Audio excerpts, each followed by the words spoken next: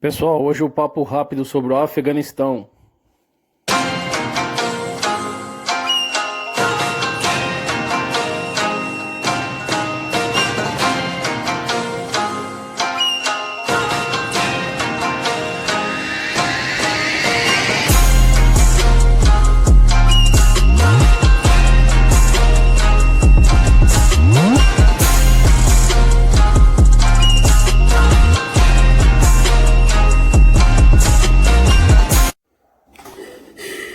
Alfa Delta Bravo Zulu, confere positivo, asas de honra em prontidão. República Islâmica do Afeganistão, não confunda com República Democrática. A língua de Afghan Islamic Yornur, Yormi Islamia Afeganistan, persa. Capital, Cabul. Localização, Ásia Central. Data de adoção, 4 de janeiro de 2004, queda do regime talibã. Proporção, 2:3. Essa seria a proporção da bandeira, tá, pessoal?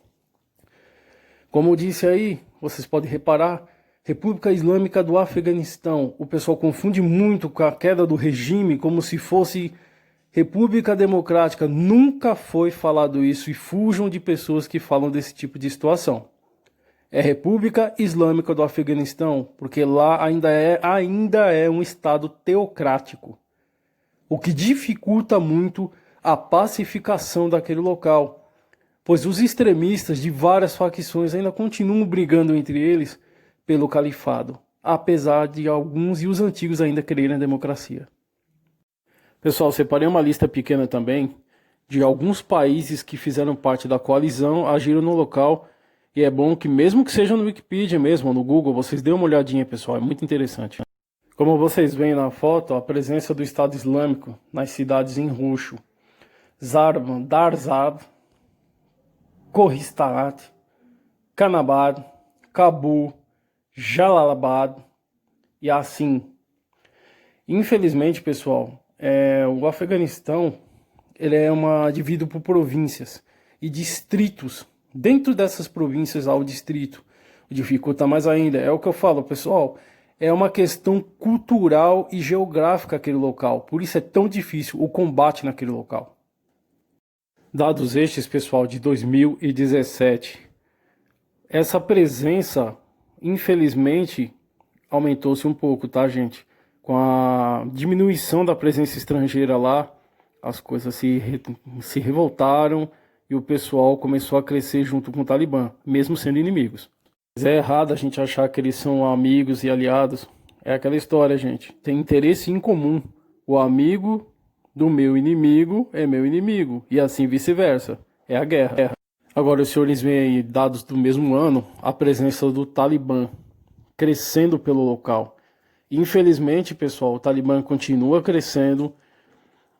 Os dados apontam que entre os jovens, principalmente, os mais velhos detestam o Talibã. Isso é óbvio. Mas o mais novo está sendo coagido e está sendo feita a cabeça desse pessoal. Nem o Estado Islâmico tem essa força lá. Igual vocês puderam ver, o Estado Islâmico foi se enfraquecendo em vários lugares. Não foi vencido, tá, gente? Ele foi enfraquecido. Mas o Talibã, infelizmente, não foi assim que a história funcionou, não. Ele continua firme lá, tá, gente? Inclusive, pessoal, com a promessa de saída e retirada de todas as tropas estrangeiras do Afeganistão, as tropas de lá estão sendo treinadas ainda, o Talibã já promete que vai tomar nem que seja a força, o que preocupa o retorno deles. E a preocupação principal com esse pessoal tomando o poder é principalmente fronteiriça, gente. Dá uma olhada na fronteira. Irã, Paquistão, Turcomenistão, Uzbequistão, Tajiquistão, Paquistão, logo mais atrás a China. São pessoais e países que também têm uma cultura e um regime extremo. Só não é divulgado ao mundo, gente, mas tem sim o seu regime extremo. O Irã, principalmente, opera naquele local. O Paquistão dá guarnição para esse tipo de gente, o que gera uma briga com os Estados Unidos. Uzbequistão, tropas russas ainda ficam se influenciando no local. É complicado, pessoal. Esse mapa já é um mapa mais recente. Dê uma olhada no que eu acabei de falar sobre o avanço assustador do Talibã. Por que assustador, pessoal? A gente sabe do que o Talibã é capaz, do que ele já fez. Com a retirada de algumas tropas estrangeiras, eles continuam avançando, mesmo que de pouquinho em pouquinho, ou tentando se disfarçar de maneira política. A área que vocês verem em verde, se vocês se lembrarem, faz fronteira com Uzbequistão e Tajiquistão. O Uzbequistão tem uma base russa, pessoal. Por isso que eu falei que ainda há muita influência do pessoal russo ali naquele local. Eles não superaram aquela guerra de 79. Agindo com seus operadores e forças de maneira indireta. Infelizmente, aquele lugar é um vespeiro. E não há motivos de paz naquele local. Acho que nunca vai haver paz. Infelizmente dizer isso. É o que acontece ali. E muita influência. Pessoal, para entender melhor a situação, estudem esses tópicos que eu estou pondo para vocês verem, mesmo que seja na internet, ou se vocês puderem ver em livros também, são muito bons. Na Amazon vocês encontram alguns, ou até mesmo pelo Mercado Livre. Mas é interessante que vocês estudem, leiam esses artigos, para entender melhor a situação do Afeganistão, e até porque o Estado Islâmico usa aquela bandeira preta de califado.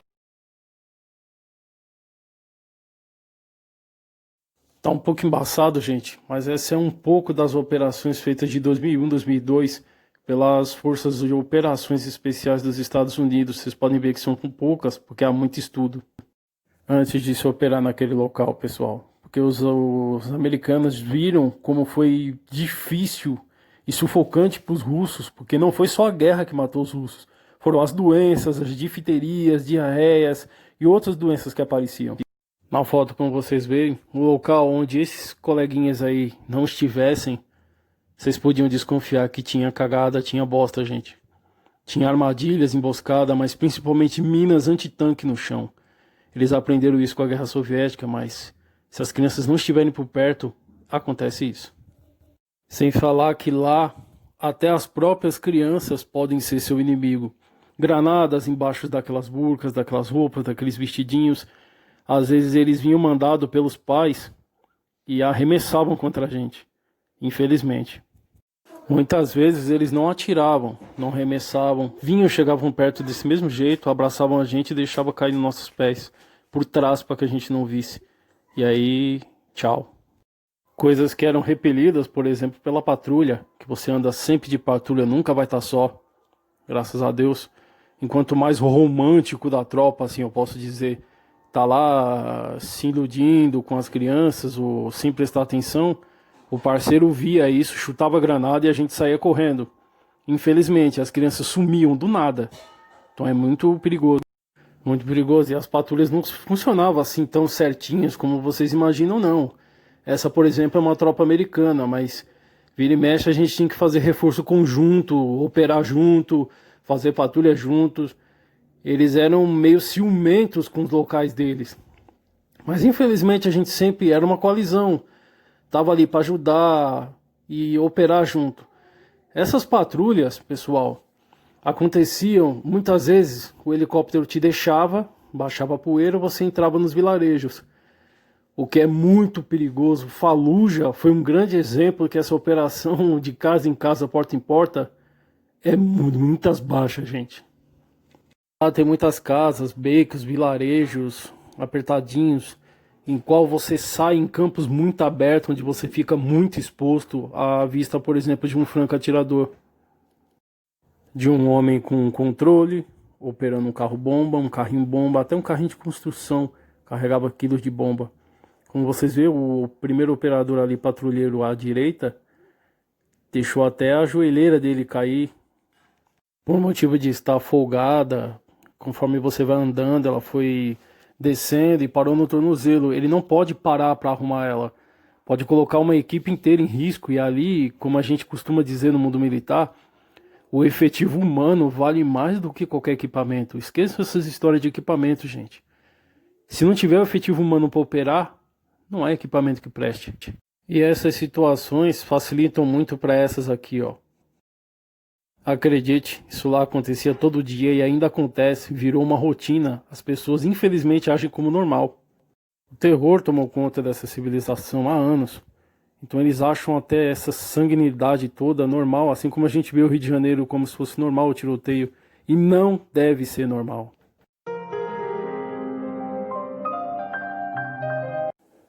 Olá pessoal, sejam bem-vindos ao canal Asas de Honra. Como vocês puderam ver, esse pequeno doc muito simples que eu pude fazer do Afeganistão, vocês viram que como é a complexidade daquele local. Eu expliquei em poucas palavras o inferno que é viver naquele lugar, como era difícil operar naquele ambiente onde você não sabe de onde vem o inimigo. Mesmo os Estados Unidos tendo experiência nisso, com o Vietnã, por exemplo, no Vietnã você não sabia bem onde você ia atacar, porque o inimigo podia ser qualquer um. Lá foi da mesma forma. Lá a gente não sabia quem era o nosso inimigo, a gente não sabia quem podia nos atacar. Como eu falei para vocês, às vezes uma criança, toda criança ela vai ter uma cara de inocência, mas a maldade no olhar é do ser humano. Aí você fala, Tasto, mas você vai atirar em criança. Senhores, quando a sua bunda estiver na reta, eu vou ser claro com vocês, quando a sua bunda estiver na reta, vocês vão pensar duas vezes, tá? Então, organizando aqui, deixa aqui melhor, tá? Porque o fone fica puxando às vezes, tá bom? Então é isso aí. Para ficar melhor o fone para vocês, o som, eu vou falando com fone. Apesar de que ele me dificulta aqui minhas articulações. Então, assim, vocês vão lá para atirar em criança, não é isso. Tá? Deixar isso bem claro. Há situações e coisas que acontecem corriqueiramente no dia a dia de qualquer soldado, seja ele brasileiro, norte-americano, ou até das forças afegãs que estão sendo treinadas agora, já há algum tempo, já se preparando para a catastrófica retirada, na minha opinião, de tropas estrangeiras lá, que vai ser um grande problema, na minha opinião. Acontece coisas na vida da gente em que civis nenhum, gente, não vai encaixar na cabeça do civil isso. O civil não vai entender. Então eu aconselho que civis que não entendem, não gostam do assunto, fica na sua, não vai falar besteira.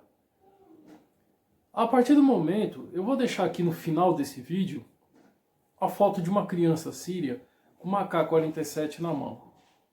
E aí vocês vão decidir com vocês se vocês atiram nela ou não. E aí não me vem com essa história de, eu vou atirar na perninha dela.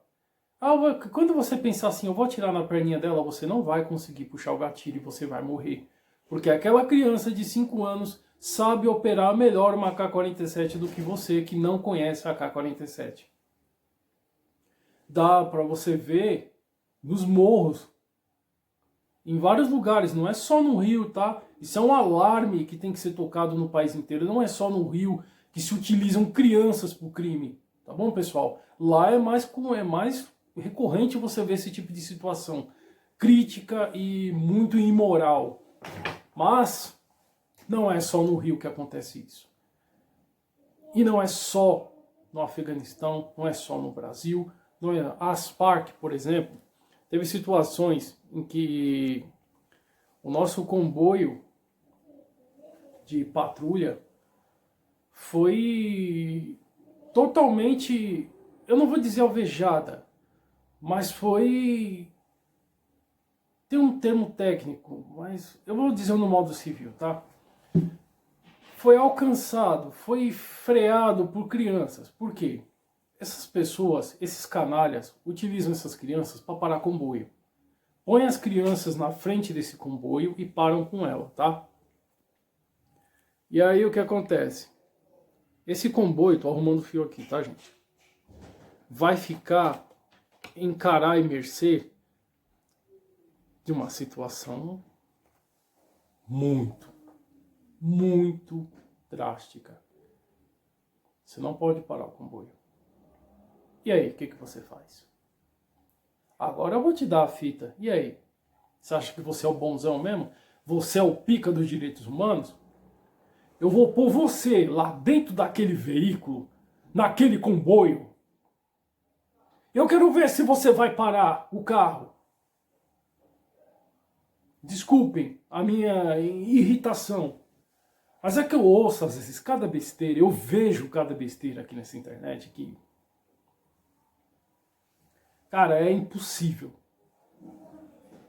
Gente, comboio não para. E essas pessoas sabem disso, sabem que o mundo ocidental é ligado a crianças, é ligado à família. Então eles se utilizam disso. Gente, terrorista não tem amor a ninguém. Terrorista se alimenta de estatística. Terrorista se alimenta de mídia. É por isso que falam tanto que a mídia peca em muitos aspectos. Porque o terrorista se alimenta de mídia. Para ele não interessa o número de mortes que vai estar lá. Interessa a mídia que essa morte vai dar. Por isso que vocês veem ataques a ônibus, metrôs, trens, shoppings, lugares super populosos. Porque isso dá ibope para aquela célula terrorista. Você quer um exemplo crítico aqui na América do Sul? As Farc. Esses malditos das Farc, eu não vou defender eles aqui, não vou falar bem dessa gente, porque eu vi esse pessoal operando de maneira cruel, demente. Esse pessoal agia aqui na fronteira usando criança. Mandava as crianças na frente para parar os comboios colombianos. A gente acompanhava de longe às vezes. Teve combates às Farc. Isso são outros assuntos, tá? Que eles utilizavam crianças para parar o comboio. Você via nitidamente que um cara atrás da cabana, você tá vindo na estrada, tem algumas cabanas, algumas casas na beira da estrada, né? Aqui a gente chama de ribeirinhos, né? Que é o pessoal que beira as estradas, rios, o nome se diz ribeirinho do rio, né? Só que você via nitidamente que um pé muito maior do que a criança chutou a bola pro meio da estrada. Essa criança ia correndo pro meio da estrada pegar a bola, inocente, ela não manja, ela não sabe, é uma criança. Nitidamente a gente já falava, emboscada, emboscada. Todo mundo já, ó, porque é a sua vida que está em jogo. Aí você olha pro capitão, o capitão, não para! Aí o sargento que está comandando o veículo, acelera. Os pessoal de trás já copiaram tudo no rádio, todo mundo armado até os dentes. O que você vai fazer? Eles viam que não iam funcionar com a criança, eles mesmo matavam a criança. Aí você me diz, hoje eles querem ser um partido político, e esses crimes que eles cometeram, ninguém vai falar nada? E as aldeias que eles invadiram, torturaram, mataram pessoas, eu vi vocês fazendo isso. E aí, ninguém vai falar nada desses crimes? Por que será, né?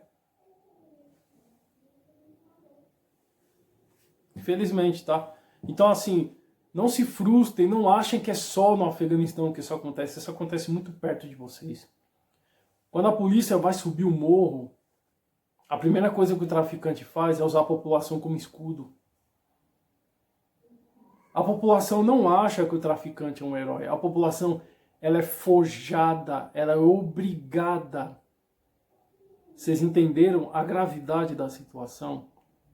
Ela é obrigada a achar que o traficante é o herói dela, senão ela morre. Viver dentro de uma comunidade dominada não é fácil. É um inferno e a pessoa não tem como sair de lá porque não tem dinheiro.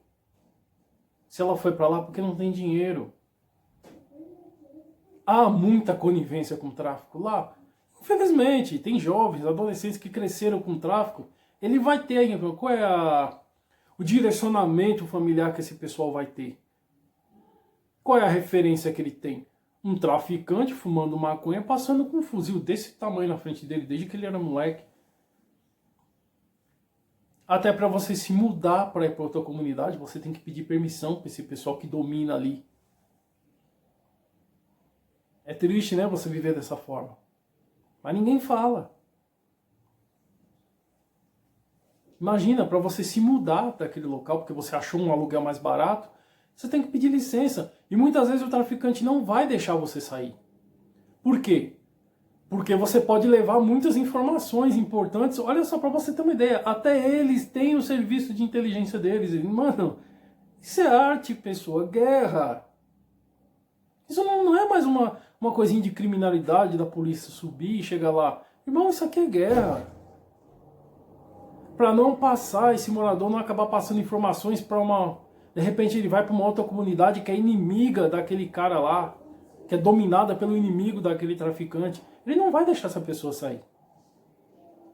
Porque ela pode levar informações preciosas. Localidade, geografia do local, como invadir, bocas. Então a população ali, na verdade, é refém. Tá? Não é que a população é conivente, a população ali é refém.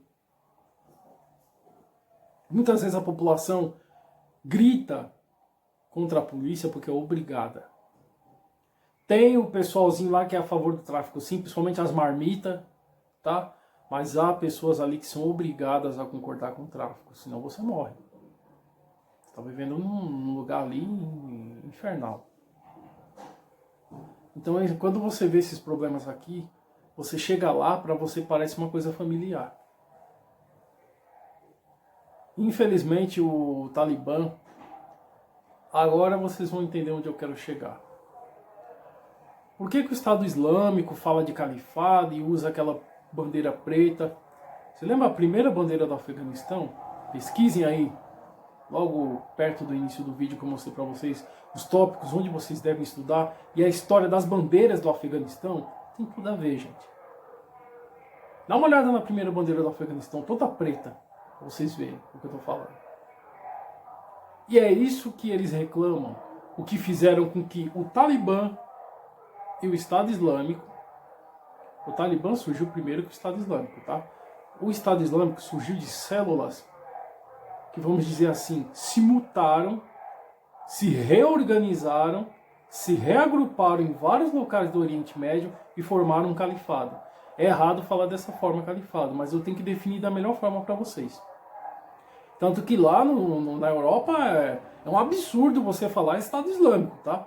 Porque é como se você estivesse botando força no inimigo. Realmente, numa guerra, numa ação estratégica, guerrilha não é exército do sul de não sei de onde. Isso é uma base estratégica e psicológica para você passar pelo seu povo e para sua tropa. Antropologia, gente. E é o que acontece. Essas ramificações foram se fortalecendo com o passar do tempo, como vocês viram. Todo mundo achou que o Talibã estava quietinho, que o Talibã estava sendo vencido. Na verdade, células dele estavam se forçando e acabou se tornando essa desgraça, esses canalhas, esses malditos desses caras do Estado Islâmico, que estão espalhados em todo lugar do mundo e vocês não estão enxergando isso.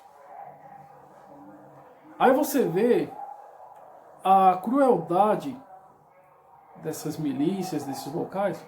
Quando você vai entrar numa vila, você já acha estranho. Sabe, dá um frio na barriga, alguma coisa diz pra você, tem coisa errada aqui. Você já dá o sinal, todo mundo já se abaixa, já fica cada um cobrindo as costas do outro, olhando janela, olhando, cara, tudo. Cara, é como se a qualquer momento um passarinho te picasse e você acha que foi um tiro. Você chega a tremer. Eu não vou mentir, você pode ser o cara mais preparado do mundo, mas tem situações que você chega a tremer. E aí quando você aponta o fuzil, que você põe a mira ótica, você vê ao longe uma porta aberta manchada de sangue. Você já, puta que pariu. Son of a bitch. Cara, aí você vai baixando o rifle e seu companheiro olhando tudo. Você vê um pezinho de uma criança para fora da porta. Você não vê a criança, mas você vê o pezinho da criança para fora da porta. Cara, isso aí te dá um choque tão grande. Você tem vontade de vomitar.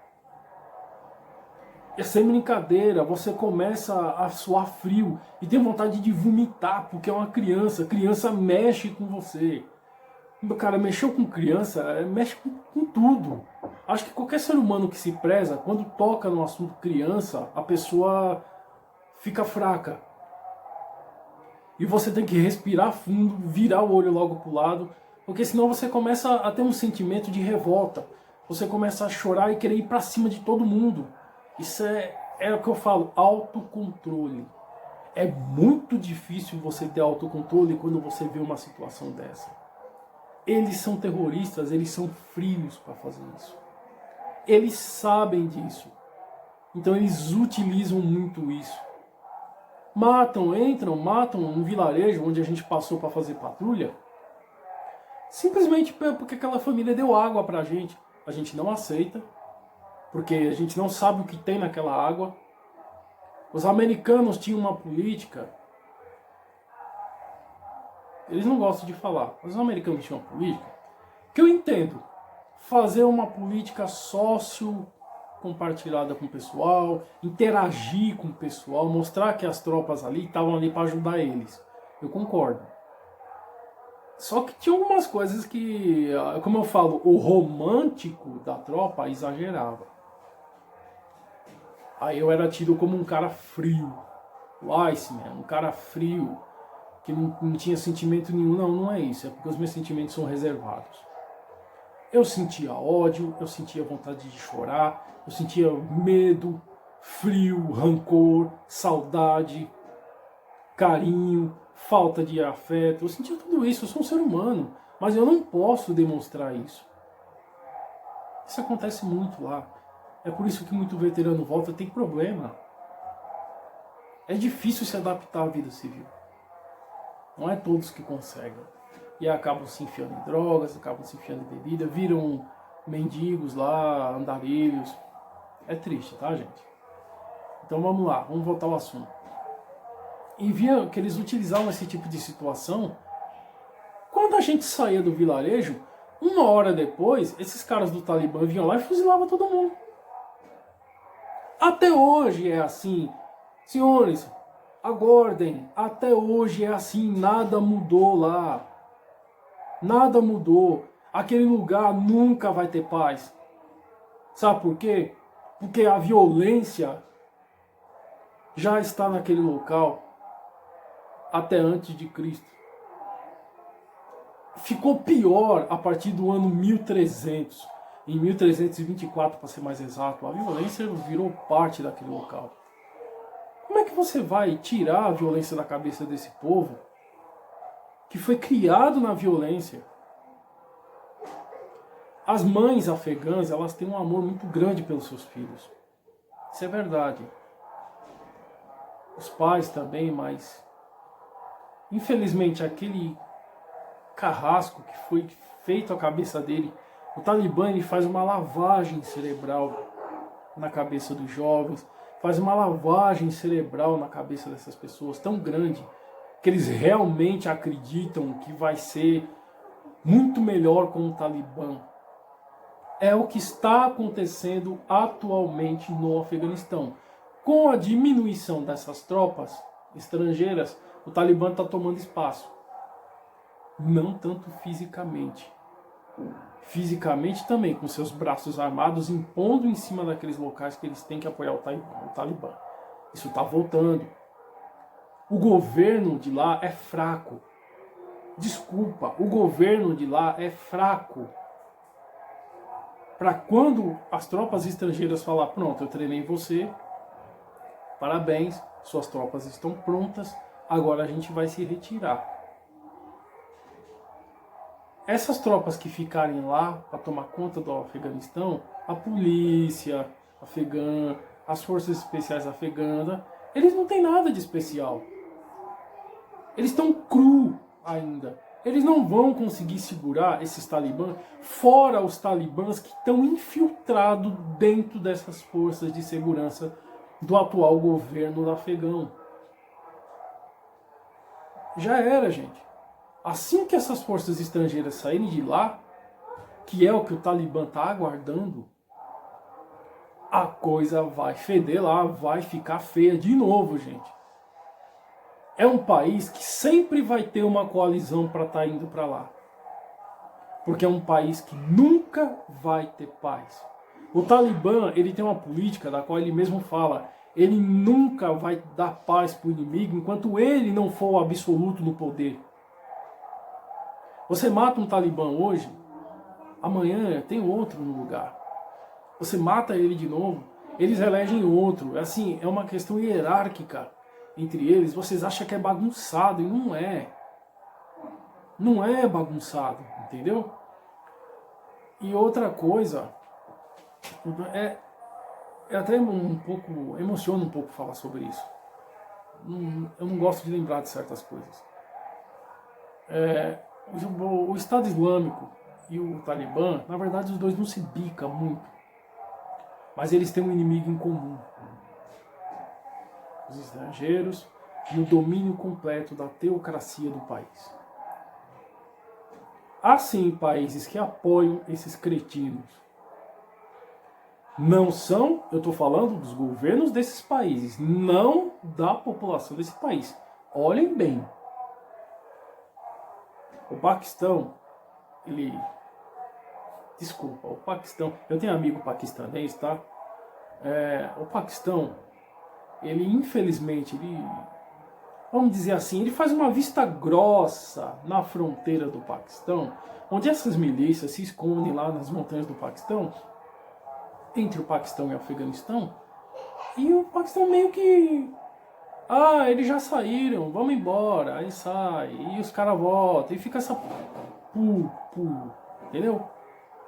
Fica essa chucharia lá, aquela famosa vista grossa, enxugar gelo. O Paquistão adora fazer isso.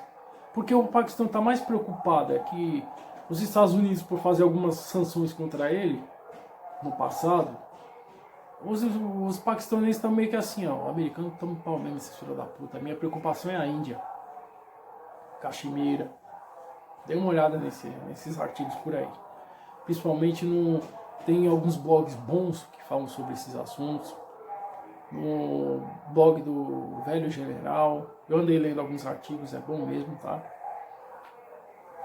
Entendam como foi em 79, entendam como tudo começou em 67 no Afeganistão, tá bom? Para vocês entenderem melhor a situação daquele local.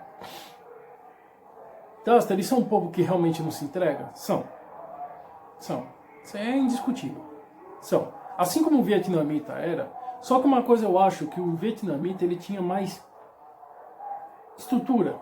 Porque o Vietnã do Norte, ele não era uma guerrilha, ele era sim um exército profissional. Só que ele teve muita ajuda de guerrilha, é essa a diferença. Os talibãs, ele tem ajuda geográfica. A guerra no Afeganistão é difícil pela geografia do local. Por exemplo, quando a gente ia fazer alguma patrulha, você estava o helicóptero te deixava em uma certa região um pouco alta. Quando a gente via buraco no chão, os mais velhos já puxavam assim a gente pela gola assim, por trás. A gente ia, o cara já segurava a gente aí ele falava assim, no. Aí olhava assim, um buraco no chão. Cara, aquilo já dava um arrepio assim, você... Puta que pariu. Você voltava, ó... abaixando devagarinho para trás e ia saindo fora. Por quê? Cada buraco que tem naquele chão dá acesso para algum lugar de fuga. Isso existe até hoje lá, é uma tática deles muito usada. Eles usaram essa tática, para vocês terem uma ideia, não foi só na época. O pessoal acha que foi só na invasão soviética. Senhores, eles usam essa tática há séculos. Eles usaram essa tática contra Alexandre o Grande, para vocês terem uma ideia. Alexandre o Grande, um dos maiores estrategistas de combate que teve, ele mesmo falou, leiam sobre Alexandre o Grande. Ele chegou a declarar que o afegão é um povo indominável, é um povo inconquistável. Eles usaram essas táticas. Tem cavernas lá que são dessa época, que são históricas para eles, das quais tem muitas rotas de fuga que eles usaram nessas guerras tribais e guerras contra Alexandre Grande, que queria dominar lá. Para quem não sabe, Alexandre o Grande, rei da Macedônia, grande imperador, conquistador inclusive. Tentou conquistar o Afeganistão. Não conseguiu por esse fato estratégico. Infelizmente, ali é um lugar difícil, um terreno difícil, pela geografia do local.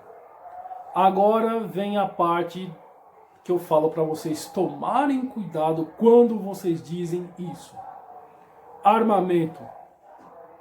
Senhores, armamento não significa nenhuma. Desculpe se eu falo algum palavrão, se eu sou um cara escrachado. É porque, mano, eu sou aquele milico que joga bosta no ventilador. Eu não fico alisando e falando com dandoca. Se você tá aqui, é porque você é um cara que sabe ouvir e você aguenta a porrada na orelha. Seja bem-vindo. Às vezes vocês veem eu fazendo isso aqui, ó. Aí você olha aí no vídeo, parece que eu tô fazendo com a esquerda. Mas não, é porque o vídeo, quando eu tô filmando, ele sai ao contrário, tá? Eu não sou burro e louco de prestar continência com a esquerda. Respondendo a uma pergunta que teve aí de um rapaz aí. Obrigado, tá, Henrique? Mas obrigado, não é porque é inversão do vídeo, tá? Se eu fizer assim, vai parecer pra vocês que tá certo, mas essa aqui é minha mão esquerda. Essa é a direita. Minha. Só pra vocês entenderem, é porque o vídeo tá invertido. Quando você começa a gravar, ele fica invertido. E eu não quero ir lá mudar o vídeo e tal, não sei o que. Talvez eu comece a fazer isso, tá? Na hora que eu for editar. Então, até me perdi onde eu estava. Sobre armamento. Ter armamento, você pode ter o melhor equipamento do mundo. Mas se você não tiver o melhor operador, esse equipamento vai virar bosta, lixo. Não vai valer porcaria nenhuma. Não adianta você ter o melhor equipamento do mundo e não ter um bom operador. Você vai perder esse operador, que é a vida humana que mais importa pra gente, e vai perder esse equipamento pro inimigo, que o inimigo vai aprender como utilizar ele. Vou deixar uma foto aqui também, no final desse vídeo. Vocês acham que não tem nada a ver, mas eu vou deixar uma foto aqui de um soldado, boina verde, no Vietnã, com uma STG-44 alemã, a pai da HK e da AK-47. O fuzil Stormwehr 44. Como é que essa arma estava no Vietnã? Senhores, armas da Segunda Guerra ainda são muito utilizadas, porque elas eram armas feitas para durarem. Naquela época, os nossos avós faziam mesmo coisas para durar, e isso funcionava com as armas, principalmente a indústria alemã. Aí eu te digo, a Alemanha ganhou a guerra? Eu sou descendente de alemães. Meu avô lutou, meu bisavô lutou. Eu vim de uma classe guerreira. Então eu te falo, os melhores equipamentos vencem uma guerra? Não. Tá aí os maiores exemplos. Os Estados Unidos tinham armamento superior ao Vietnã? Tinha. Inclusive, o Vietnã serviu como base de testes para algumas armas. A Napalm, que foi proibida, se produziu muito no Vietnã. Até que viram um massacre que ela fazia, os caras falaram, não, pelo amor de Deus, essa arma... Acredite, tem até como se fazer ela caseiramente. Napalm é uma coisa que te torra até... Deus me livre, não gosto nem de falar sobre esse assunto. Ter a melhor arma não vence uma guerra. A guerra é um jogo estratégico. Vence quem perder menos. Estudem. Estudem. Quem falou essa frase foi um general americano, quando estava lutando contra as forças de Model. Outro excelente marechal alemão. Model. Ou como muitos conhecem ocidentalmente, Model. Infelizmente, ó, tem um livro, tem um filme. Inclusive tá na minha lista de canais aqui esse filme que fala exatamente sobre isso aí.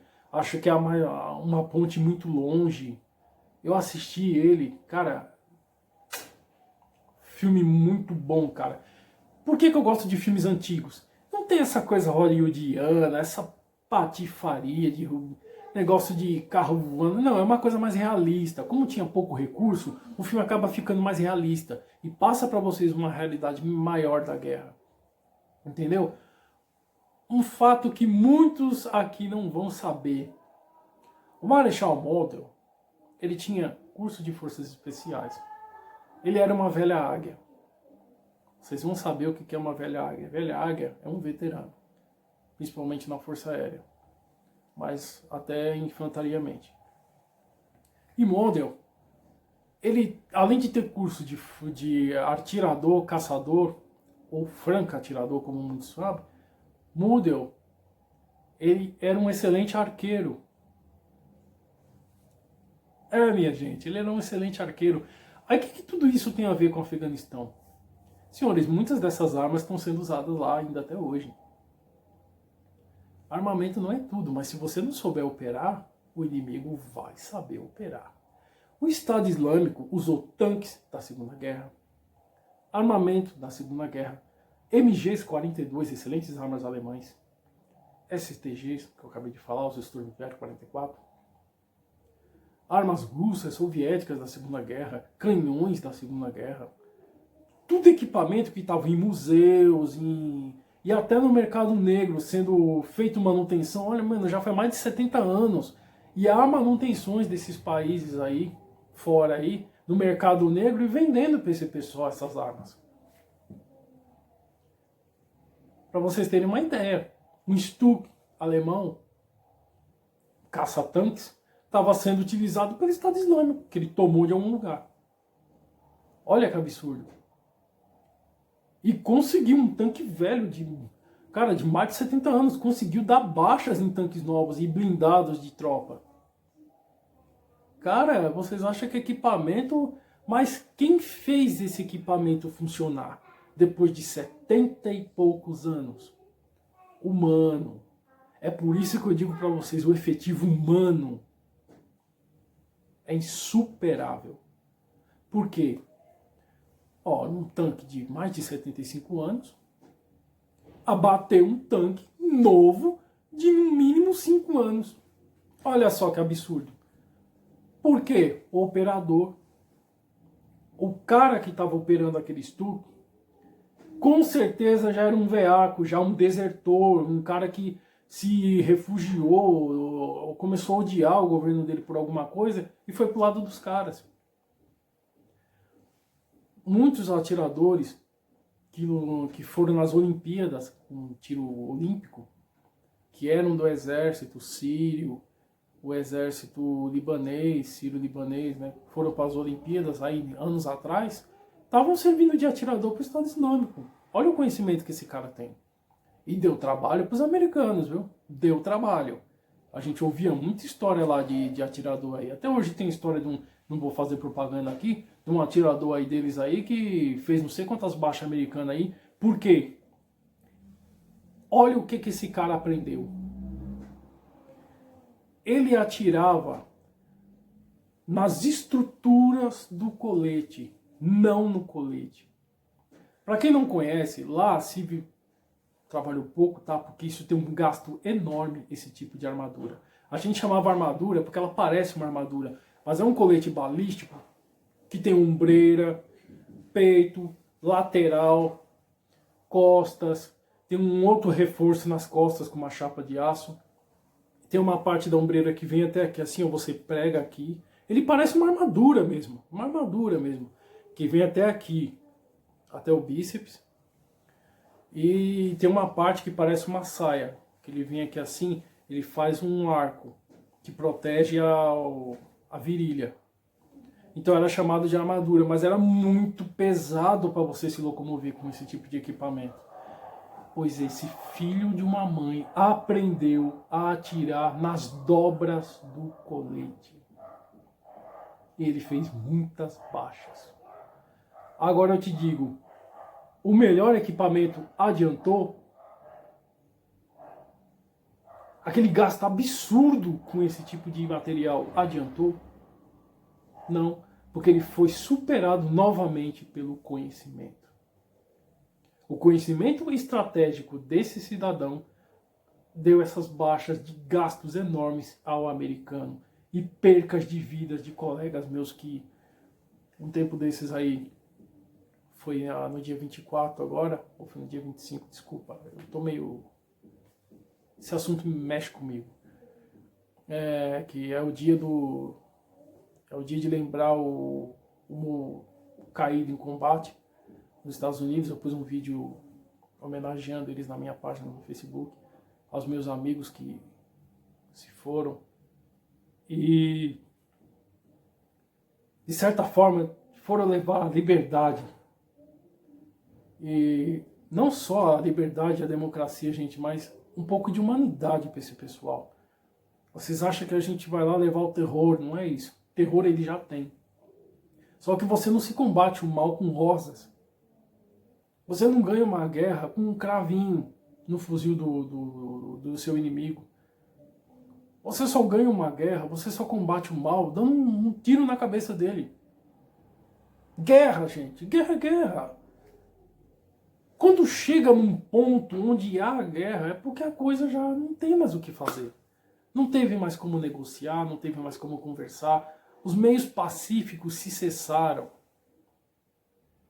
Enquanto os meios pacíficos resistirem, há como conversar. Mas quando não tem mais como conversar, gente, infelizmente, se você quer a guerra, prepare-se para a paz. Se você quer a paz, arme-se e prepare-se e treine para a guerra. O nome disso é Arte da Guerra. Tem, inclusive, no livro do Sun Tzu falando sobre isso, Arte da Guerra.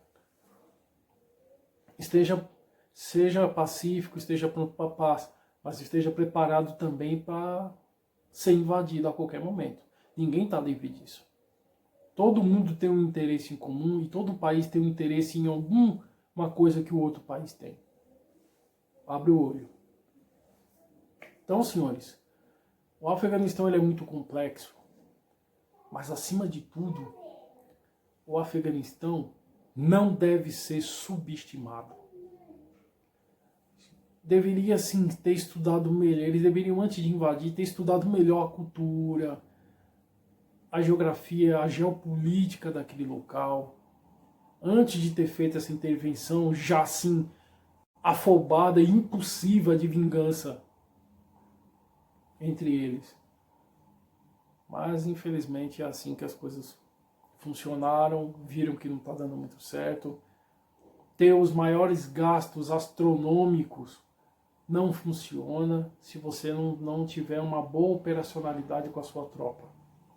Porque para nós que estamos em combate, ou estivemos em combate, o que vale para a gente é o efetivo humano. Para o governo, o que ele quer saber é do equipamento. Você que se foda, eu vou ser bem sincero.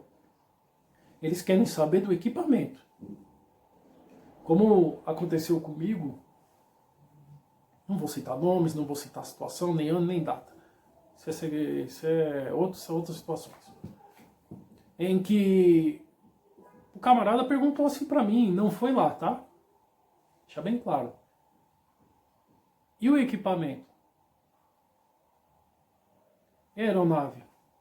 Eu olhei pra ele assim. Eu tô bem, tá? Filho da... Resumindo, eu quase fui preso. Meu Deus do céu, foi um rebu. Mas por quê? O que irritou? O cara tava pouco se lixando pra minha vida. O cara queria saber do equipamento. Aí todos os outros se revoltaram, inclusive oficiais, se revoltaram e fizeram um memorando lá a meu favor. Foram falar com o tenente-coronel e falaram pra ele que era um absurdo o tipo de pergunta que ele tinha feito. Estava se levantando uma tropa, uma unidade contra a força, né? Contra a força. Jamais você deve falar isso como oficial. Você que é oficial, pelo amor de Deus, tá se formando oficial, jamais fale uma bosta dessa na frente da tua tropa. Entendeu? Você que tá na AFA se formando oficial da Força Aérea, na AMAN se formando oficial do Exército, na Marinha se formando oficial da Marinha, pelo amor de Deus, tenha respeito com a tua tropa. E se você não tiver isso, você não tem comando nenhum, porque ninguém vai querer te obedecer. Olha, o Marechal Model, ele era uma pessoa difícil de lidar. Porque o veterano era um cara mais explosivo. Ele é realmente um cara que fala, que bate na mesa e fala pra você, não é assim! Dai! Mas ele é um cara que você vai ter que respeitar, porque ele te mostra onde você está errando. Ele é um cara que pode bater na mesa, mas ele vai falar pra você, faça assim, e você vai ver que vai dar certo, você vai ter que calar a boca. Agora, a partir do momento, e qual era o problema, o Model? Ele era um cara temperamental, mas ele se preocupava com a tropa dele. Estudem a história dele que vocês vão ver. Ele se preocupava com a tropa dele.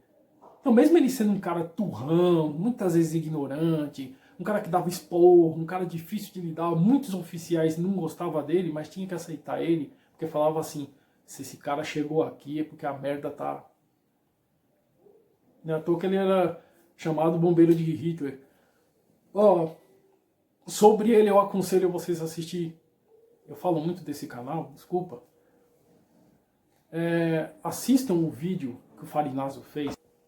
E pessoal, desculpa o corte, tá? Houve um problema aqui, tive que resolver.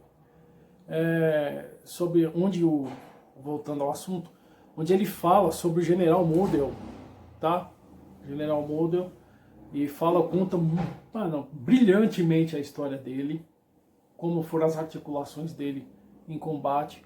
Eu aconselho esse vídeo, não só porque eu, como descendente, tive que estudar a vida de vários generais e marechais daquela época, mas porque eu vi que ele tem um conhecimento monstro e técnico sobre o assunto. Então eu aconselho que vocês assistam o vídeo dele que ele fala sobre o Marechal Model, o bombeiro de Hitler, ok?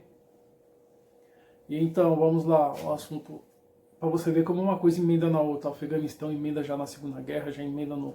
Porque o Afeganistão ele se envolveu em todas essas picas aí, cara. Todo mundo queria invadir o Afeganistão. Sabe por quê? Como eu já disse pra vocês, o Afeganistão ele é uma base estratégica.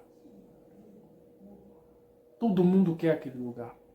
Mas ele é um lugar inconquistável porque eles se matam entre eles mesmos. Tá bom? Pessoal, esse foi o vídeo de hoje. É um pouco do depoimento que eu pude falar. Se eu fosse falar, daria uns 50 mil vídeos aqui, de tanta cagada que eu vi acontecer, mas também tanta coisa que eu vi e aprendi, tá bom? Espero que vocês tenham gostado, desculpa qualquer coisa, espero que vocês compreendam algumas situações, e obrigado por você estar aqui, é de muito bom gosto que você esteja aqui assistindo esse canal, não é só pelo like, não é só pela... Puder dar o like, tá ok, mas se não quiser, irmão, eu respeito sua opinião, não vou ficar chorando por você dar like aqui. Até porque eu tô dividindo uma opinião, eu tô dividindo uma experiência. Pouquinho que seja que eu possa dividir, mas tô dividindo uma experiência com você. Tá? É mais um desabafo até do que mesmo uma coisa técnica. Mas para vocês entenderem de uma vez por todas que equipamento não define uma guerra. Equipamento não é nada. Eu vivi isso na pele. Você vai operar com os equipamentos mais baratos que seu governo pode comprar. Então não vá nessa, o melhor armamento ganha uma guerra. Não, não interessa. O que vai interessar é o quanto o seu governo gasta de preparação no seu efetivo humano. É isso que vai ganhar uma guerra. Como eu disse, guerra ganha quem errar menos. Você já sabe então, quem erra menos? É a máquina que você está controlando ou você que está controlando a máquina? Isso você vai ter que aprender no pau a pau, porque se você não for bem preparado, você não for um bom infante, o inimigo vai fazer carnificina com você. E ele vai deixar você vivo, você vai preferir morrer. Tá bom? Senhores, obrigado por tudo. Fiquem com Deus.